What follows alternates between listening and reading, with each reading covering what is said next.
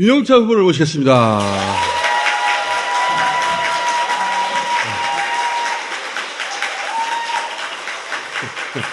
자, 오랜만에 나오셨습니다. 예, 총선 끝나고 아마 또 한 번 나온 것 같고요. 저희가 박수 시간이 있습니다. 자, 동아일보 정치부 기자실에 노태우 4천억 비자금 단독. 그리고 김대중 납치 사건은 중정의 공작이었다. 특종. 박수. 그 기자 시절에 이달의 기자상 4번, 한국 기자상 2번. 박수. 2017년 대선 당시에 문재인 캠프의 SNS 본부장, 그리고 이어서 문재인 정부 초대 국민소통 수석. 박수! 자, 그러나 현재 순위 6위. 공통 질문입니다. 왜 본인이 최고위원이 돼야 되는 겁니까? 지난 선거에서 2번이나 저희가 졌잖아요.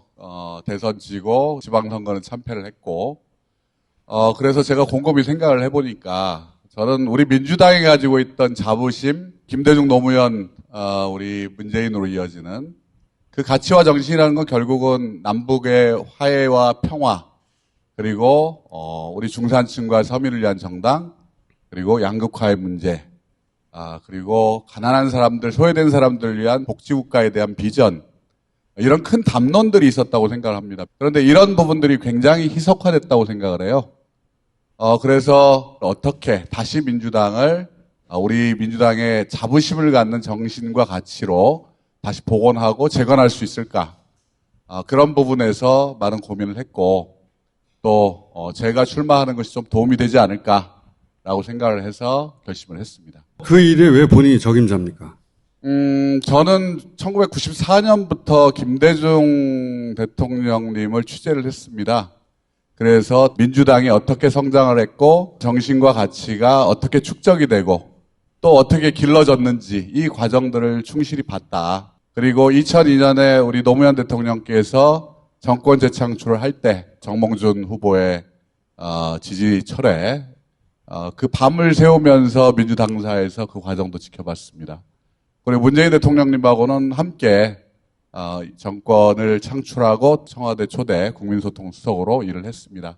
세 분 대통령님과 우연찮게 모두 인연을 맺게 됐었고요.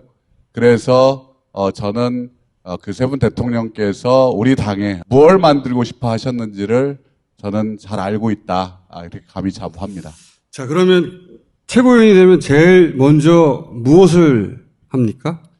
우리 당원들한테 좀 자부심을 주고 싶습니다. 강한 정당은 크게 2가지라고 저는 생각을 해요. 하나는 우리 민주당을 자랑스럽게 생각하는 거. 지난번 총선에 선거 때 제가 유권자들한테 받은 질문 중에 그게 제일 충격적이었어요.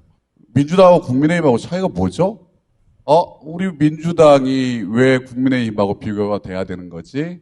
자랑스러운 민주당을 만들고 싶다. 이게 첫 번째고요. 2번째는 국민이 지지를 해줘야 됩니다. 저는 국민들과 우리 당원들 있는 가교 역할을 하고 싶습니다. 우리 국민들이 그래서 선거에서 민주당을 찍고 싶다. 이런 정당을 만들어서 이 무도한 이 정부의 만행을 심판하고 그리고 다음 총선, 대선 반드시 승리할 수 있도록 하겠다. 그러니까 그러기 위해서 제일 먼저 최고위원이 되면 무엇을 할 것인가?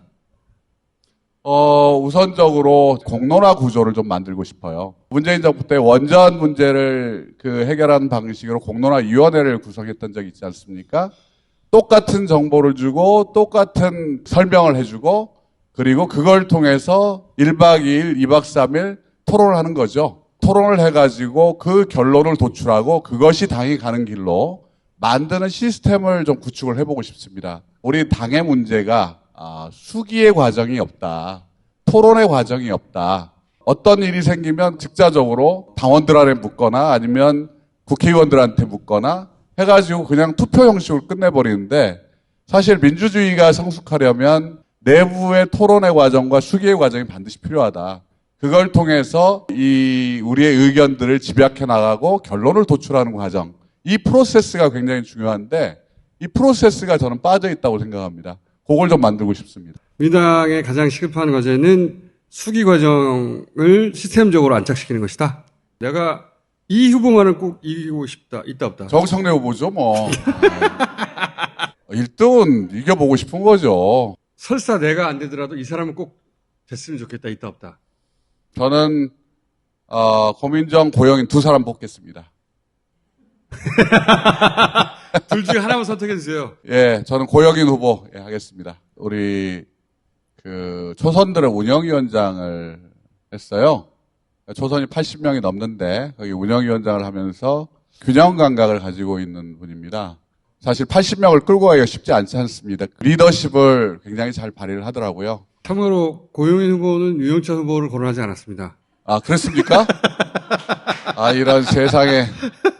이재명, 박용진, 강훈식 세 사람의 단점 하나씩만 짧게 지적해 주세요. 우리 강훈식 후보는 일단 가장 젊은데 내용을 들어보면 좀 패기가 없다. 박용진 후보는 너무 직설적이다. 그리고 이재명 후보에 대해서 제가 그런 말을 했습니다.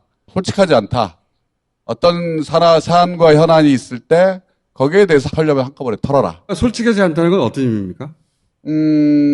지난번 운전기사였나요? 처음에는 모른다라고 이야기를 하셨다가 나중에 이제 와이프의 선행 기사였다. 이렇게 해서 말이 몇 차례 변하는 과정들이 있었잖아요. 처음부터 마지막 답변으로 갔으면 훨씬 더 설득력이 있지 않았을까 이런 생각들을 하는 거죠. 너무 보수 매체를 많이 보시는 거 아니에요?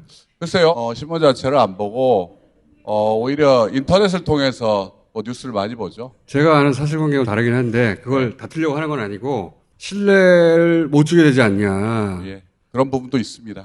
자, 윤석열 대통령의 지지율은 왜 이렇게 낮은 겁니까? 없으니까요. 컨텐츠가 저는 전혀 없다고 생각합니다. 본인이 무언가를 만들어낸 적이 없는 사람입니다. 그러니까 본인이 발광을 해본 적이 없어요. 스스로 빚을 내본 적이 없는 사람입니다. 국정을 어떻게 운영할 거냐에 대한 그림은 아무것도 없는 사람입니다. 저희 때를 한번 생각해 보십시오. 2017년 저희 문재인 정부가 들어왔을 때 100일 플랜을 만들었습니다. 우리는 인수위도 없이 출범한 정부였잖아요. 그런데도 대통령은 머릿속에 그게 있었던 거죠. 그러나 이분은 없어요. 첫 아젠다가 청와대 관저 이전하는 거. 누가 국민이 이전하라고 했습니까? 이전하고 나서 비가 오니까 나가지도 못하고 자기 사저에서 전화로 지시를 했다고 하는데 앞으로도 계속해서 아무것도 보여줄 수가 없을 거다. 왜? 다른 사람들이 하는 걸 재단하고 수사하고 이걸로만 살아왔던 사람이 스스로 컨텐츠를 만들고 서브스탠스를 구축하는 문제는 저는 불가능하다고 봅니다. 그래서 윤석열 대통령의 자리는 잘못된 자리라는 거죠. 윤은철 후보님 라스베가스에 2번 나오셨었는데 예. 그때 더 재미없었고 그때는 당선될 가능성이 높았어요. 지금은 낮아요. 절절한 마음을 마지막에 담아서 예. 어필해 주십시오. 1994년도에 제가 김대중 총재를 뵀을 때 그 당에도 주류와 비주류가 있었습니다. 그때 우리 김대중 총재께서 한 70%에서 75% 받은 이후에 이재명 후보가 가장 많은 그 지지를 받고 있는 것 같습니다. 그때 김대중 총재께서는 비주류의 존재를 인정을 했습니다. 항상 비주류의 위치를 감안하고 갔었죠. 저는 우리 당의 지도부가 다양성을 가지고 좀 더 건강해지기 위해서는 윤영찬 같은 사람도 지도부에 들어가는 게 필요하다. 저 같은 사람도 들어가서 견제와 균형도 필요하고 당 내에서 지도부가 확장력을 가지고 우리 다양한 사람들을 우리 당으로 끌어모아야 될 거 아닙니까? 그러기 위해서는 윤영찬이라는 사람 우리 당을 좀 더 강하고 확장력 있게 만드는 일에 좀 도구로 써달라. 간절히 좀 부탁드리고 싶습니다. 예. 자, 여기까지 하겠습니다. 네, 고맙습니다. 감사합니다. 감사합니다.